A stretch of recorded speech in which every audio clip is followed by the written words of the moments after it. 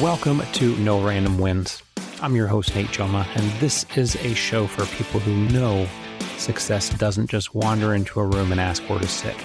We are going to talk about all the work that goes in behind the wins. The habits, the standards, the follow-up, the leadership moments, the sales lessons, and the uncomfortable reps that nobody sees, but everybody benefits from later. Because the results people notice are usually built in the moments they missed. No recycled advice, no pretending success just happens. We're going to have some honest conversations about business, leadership, growth, and doing the work on purpose. This is No Random Wins. Welcome to another episode of No Random Wins. Some of you may know I also run a cycling YouTube channel. And it's rather new. I've had the channel for about a year, but I've only been really serious about it for probably the last 5 or 6 weeks. And in that same span of time, a friend of mine who's also a cyclist has spent quite a bit of his time working on his channel as well. And the difference between the growth and the trajectory that we have in the first 30 days is pretty staggering. So I want to talk through that a little bit. Maybe he has a little bit more experience. Maybe he has a little bit more of a reach. Couldn't tell you what the reason is, but his growth absolutely dwarfs my growth. The number of views that he's getting, the number of comments that he's getting, the number of subscribers that he's getting in comparison to mine is absolutely astonishing.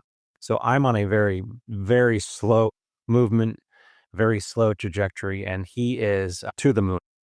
So that could be discouraging to me, right? I could be discouraged by the fact that a friend of mine who started his channel roughly around the same time that I started my channel is seeing this amazing growth and this tremendous opportunity unfold in front of him. And I'm not seeing that. But instead, I'm happy for him and I'm celebrating the wins that he has. And honestly, I'm taking pointers from him and I'm taking tips from him. And I'm borrowing some of the strategy that he has to try to employ it in my channel. So I want to talk a little bit about similar situations that you might be in, whether that be a situation in life, whether that be a situation at your workplace, wherever it may be, where you feel like you're giving it all that you have and you're not seeing the results that you expect, but somebody else is giving it just as much, maybe a little more, maybe a little less. But they're seeing a tremendous growth. They're seeing a tremendous movement on their needle. What do you do in those situations? You have two options. You can either retreat and say, hey, this isn't going to work. I'm not going to keep doing. You could get bitter. You could get angry. You could get resentful. Those are the things I think are unhealthy options. I'm not going to say the wrong option because I can't say that there's ever a right or wrong. Everybody has a decision that they make in their lives. But from my perspective, it's an unhealthy option.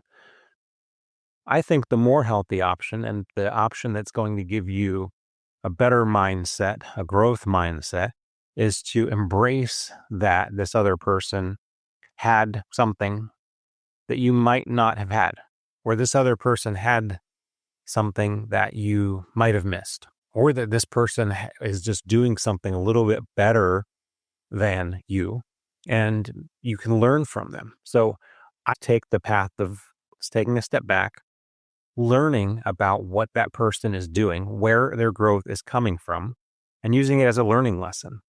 As somebody that considers themselves to be a lifetime student, any opportunity I have to learn something from somebody that's doing well, whether it's in business, whether it's in cycling, whether it's in YouTube channels, I embrace that opportunity. I always want to be the best. I think any of us that have that type A personality, that are go-getters, we always want to be the best. There's no doubt about that. And there's nothing wrong with wanting to be the best. But understanding that you're not always going to be the best and taking steps toward becoming better, I think is the best course of action. And so I did that in this scenario. I reached out to him. We're friends, so we talk. I said, hey man, you're doing such a great job with this. I am happy for you. There's maybe a very thin layer of jealousy, but the reality is I'm very happy for you and I think this is awesome and I want to support you. But help me understand what you're doing so that I can start to learn about what I can do better, what I can do differently, and what I can do to try to recapture some of the success that you've had in my own channel. So we don't have the exact same channels. His channel is more just, I'm a new cyclist. Here's my journey in cycling. My channel is more, I'm a newer cyclist, but I am over 40 and I've embraced cycling as my way to stay healthy. So, those of you that don't know my story, I'll briefly get into it. It's not the reason for this podcast, but it also definitely lays itself into the no random wins. Nothing happens randomly. I was 393 pounds about 3 years ago.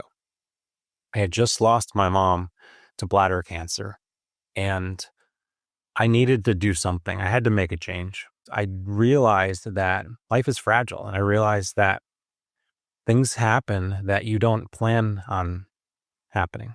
I realized that my own health concerns were probably weighing on my family, on my friends, on my children.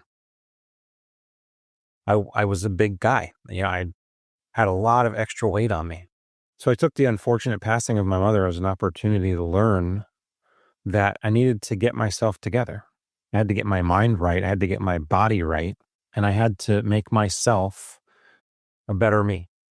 And I took up cycling not too long after. And so my channel is all about using a event to find a passion that I love, which is cycling, being over 40 and being able to talk to those over 40 folks, maybe those that are trying to take up a new hobby, maybe those that want to learn to lose weight, take up cycling, whatever the case might be. So tangent, just to go into what my page is about, they're not linear pages. So I can't expect that I'm going to have the exact same level of growth that he's going to have because we're not talking about the same things. But at its core, we both launched or stood up these projects around the same time. And he's seeing a tremendous amount of growth, and I'm not really seeing much. So, what do you take from that in your story, in your life, in your business? What examples can you take from what I just shared with you where you had opportunities to possibly learn and you took advantage of those? Or the opposite, maybe you had opportunities to learn and you didn't embrace the opportunity to learn. You didn't embrace the opportunity to understand what you could do better, what you could do differently. I can tell you in many, many instances in my life, I have taken the unhealthy approach. I have taken the resentful approach. I have taken the pathway of jealousy. I haven't embraced the opportunity to learn. I looked at it and thought, that's not fair. I looked at it and said, why not me? I looked at it and said, I'm not happy about this. So you have that option. You can make that choice. You can either embrace the opportunity to learn, to get better, to do better, or you can embrace the opportunity to be resentful, to shrink away, to not progress. The choice is yours. I don't think either of them is going to be right or wrong for you. You have to decide in your situation, in your season, which is the right approach for you. I will tell you that I believe much more often than not, the approach of positivity, of learning, of embracing a change and educating yourself is probably going to be the right move. But I can't say that it's exclusively going to be the right move for everybody because that's just not the case. So I challenge you now. I ask you to think for a moment about opportunities that you've had that maybe you missed. And I challenge you now to also think about situations that might be happening right now that you can apply this to. What's the right move for you?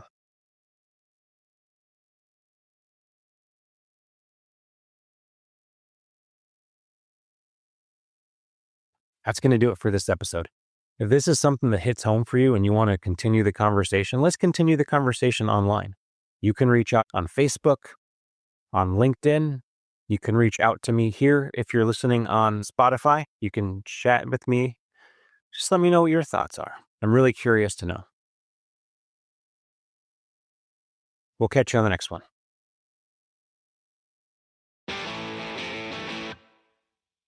That's it for this episode of No Random Wins. If this hit home, share it with somebody who's doing the work and subscribe so you don't miss the next one and keep stacking wins on purpose.